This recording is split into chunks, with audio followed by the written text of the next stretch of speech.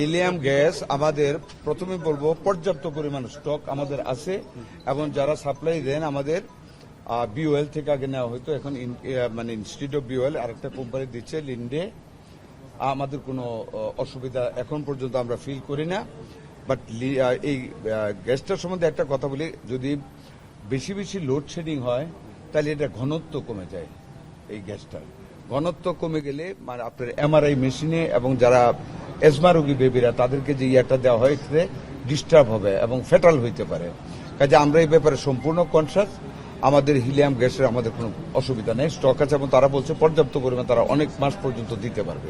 এরপর আমরা প্রস্তুত আছি, আমরা ফার্দার মানে অন দা চ্যানেলে আমাদের ইম্পোর্ট করার ব্যবস্থা রয়ে গেছে, আমরা কাজ শুরু করেছি।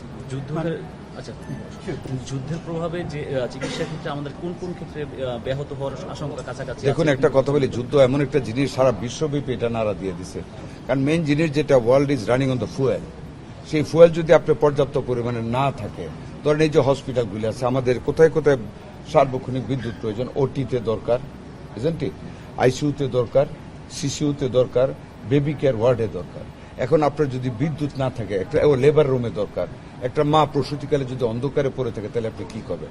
সেইখানে আমরা ডিজেলের জন্য হেলথ মিনিস্ট্রির জন্য আমরা এক্সট্রা একটা মজুত রাখার জন্য আমরা খনিজ আমাদের ওই রেসপেক্টিভ মন্ত্রণালয়ে আমরা অলরেডি রিকোয়েস্ট করেছি মিটিংয়ে, in a wide meeting chaired by our honourable prime minister. আমাদের জন্য সেই মজুতটা রাখা হবে। এক, দুই নাম্বার হলো ইনকেস যদি এরপরে যদি কোনো ফুয়েল ক্রাইসিস হয়, আমরা ডিজেলটার মজুত বাড়িয়ে আমরা জেনারেটর রাখতেছি। আর বিদ্যুতের জন্য আমরা ইমার্জেন্সি লাইন ডাবল করে লাইন করতেছি, একটা লাইন ফল করলে যেন আরেকটা গ্রিড থেকে যেন অন্তত ওই 5টা রুমে যেন বিদ্যুৎ আমরা দিতে পারি। আর বিদ্যুতের সাশ্রয় ব্যবহার আমরা সকল হসপিটালে মন্ত্রণালয়ে সব জায়গায় আমরা এনশিওর করতেছি, যাতে করে বিদ্যুতের ঘাটতিটা কম হয়, যাতে করে জেনারেটরের উপর আমরা নির্ভরশীল না হতে হয়।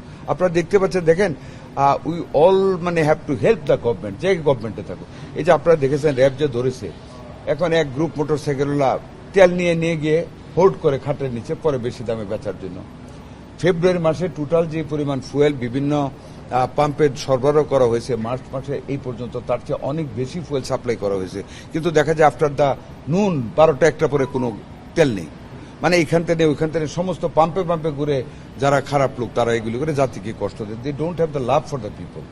এগুলো আমাদের দেখতে আপনারাও হেল্প করতে হবে, আপনারাই পারেন। কিন্তু যে দেখেন আমি যেটুকু পর্যন্ত এই স্বাস্থ্য সেবার খাতে ভালো কাজ তো এখনো করতে পারিনি, যেটুকু করতে চেষ্টা করতেছি আপনাদের সাহায্যে, আপনারা সহযোগিতা করুন। আমি ইজ্জতের সাথে সম্মান করে শ্রদ্ধা জানাই আপনাদের সহযোগিতা।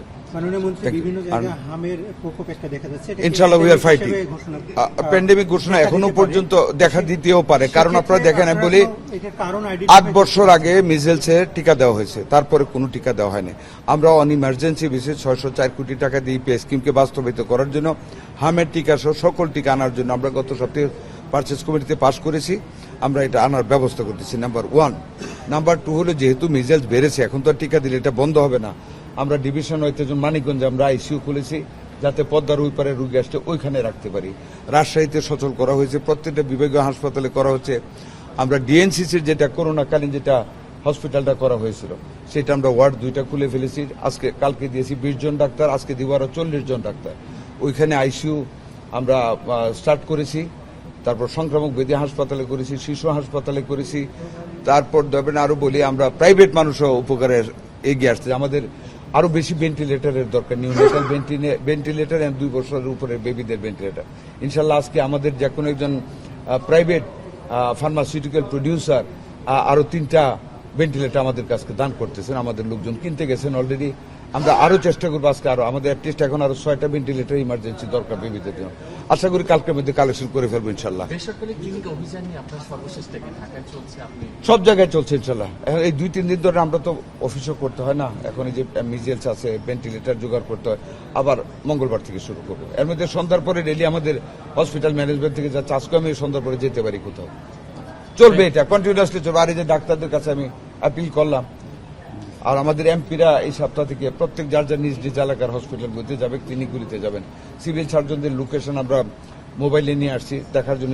অনেকে অসত্য কথা বলে আমি আসি নাই, থাকে না তাও বলে আসি। মোবাইলে আমাদের ডিজি সাহেব এখন মনিটর করতেছে। ওনাদেরকে বলা হয়েছে everyday after 40 minutes from the opening of the office একটা না একটা হসপিটাল মানে ভিজিট করতে হবে। চেষ্টা করতেছি, বাকি আপনারা যদি সাহায্য করেন। Thank you.